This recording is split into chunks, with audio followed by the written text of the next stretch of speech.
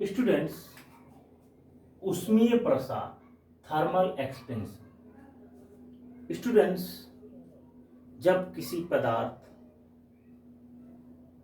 में तापीय वृद्धि की जाती है तो उसके आकार, उसकी विमाओं में परिवर्तन होता है। इस प्रकार के परिवर्तन को हम ऊष्मीय प्रसार, देयरफॉर थर्मल एक्सपेंशन कहते हैं।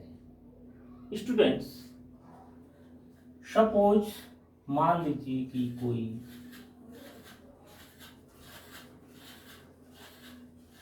एल लंबाई की वस्तु है।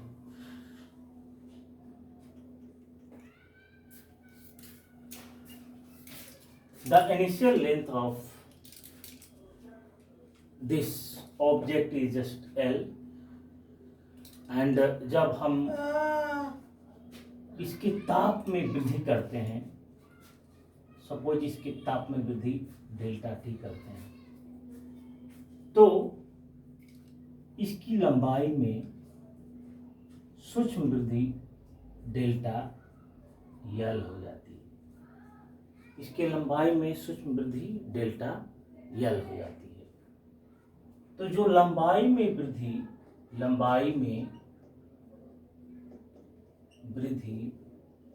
डेल्टा एल होती है, वो इस ऑब्जेक्ट के इनिशियल लेंथ एल के समानुपाती होती है। क्या होती है? समानुपाती। Therefore delta L proportional to L. और लंबाई में वृद्धि डेल्टा एल जो होती है वो ताप में परिवर्तन डेल्टा टी के समानुपाती होती है। स्टूडेंट्स, जितनी ही वस्तु की लंबाई अधिक होगी उसी के रिस्पेक्ट में उसकी लंबाई में वृद्धि होगी। सो जो लंबाई में वृद्धि डेल्टा एल होगी वो ऑब्जेक्ट के इनिशियल लेंथ एल के प्रोपोर्शनल होगी, और जो लंबाई में वृद्धि डेल्टा एल होगी वो ताप में वृद्धि डेल्टा टी के समानुपाती होगी। अर्थात ताप में जितना ही वृद्धि करते जाएंगे, ऑब्जेक्ट वस्तु की लंबाई में उतना ही वृद्धि होता जाएगा। यहाँ पर जो लंबाई में वृद्धि L है वो proportional to L delta T, और delta L equal to alpha L delta T, जहाँ वे अल्फा बराबर एक नियतांक, जिसे हम क्या कहेंगे?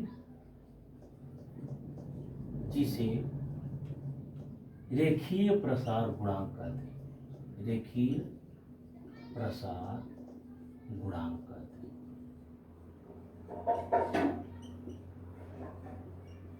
स्टूडेंट्स, जब पदार्थ में तापीय वृद्धि करेंगे तो पदार्थ की लंबाई के साथ साथ उसके आयतन में भी परिवर्तन होगा, और जो इसका क्रॉस सेक्शन एरिया होगा उसमें भी परिवर्तन होगा। तो यदि पदार्थ ठोस अवस्था में हो तो पदार्थ में 3 तरह की प्रसार गुणांक होंगे।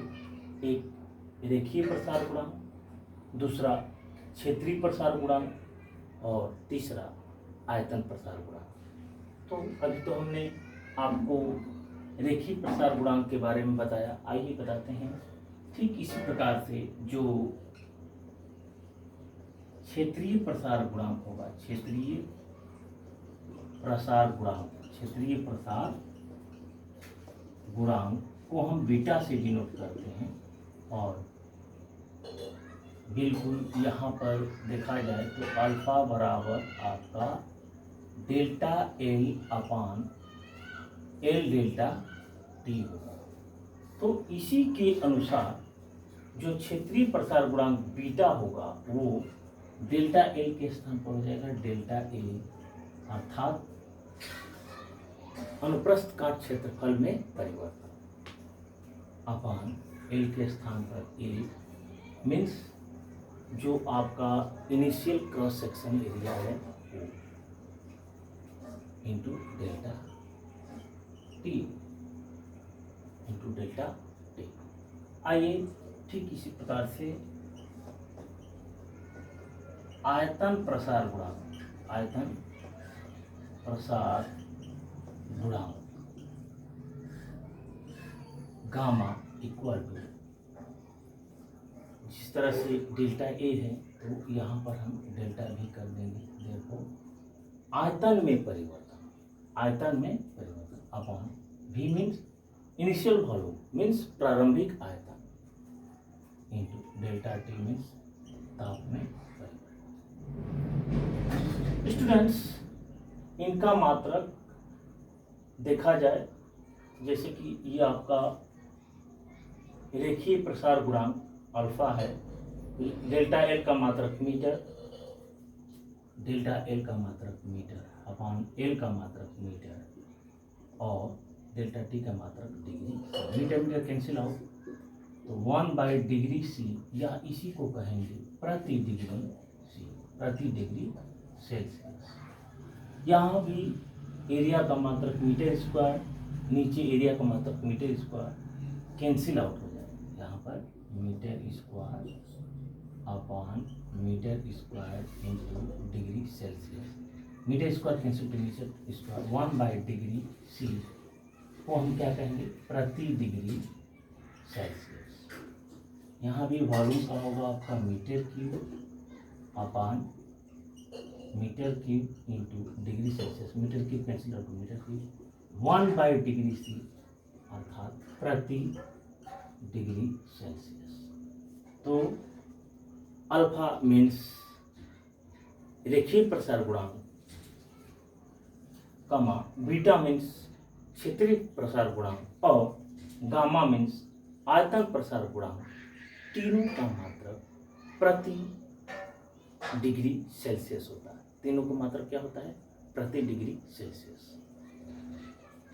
तीनों में संबंध क्या होता है, अल्फा संबंध है, बीटा संबंध है, गामा इक्वल टू 1:2:3। ये आपका रेखीय प्रसार गुणांक, क्षेत्रीय प्रसार गुणांक और आयतन प्रसार गुणांक में संबंध का फार्मूला है। This is the relation between coefficient of linear expansion, coefficient of superficial expansion and volume expansion coefficient. Alpha ratio beta ratio gamma equal to 1:2:3। तो स्टूडेंट, आई थिंक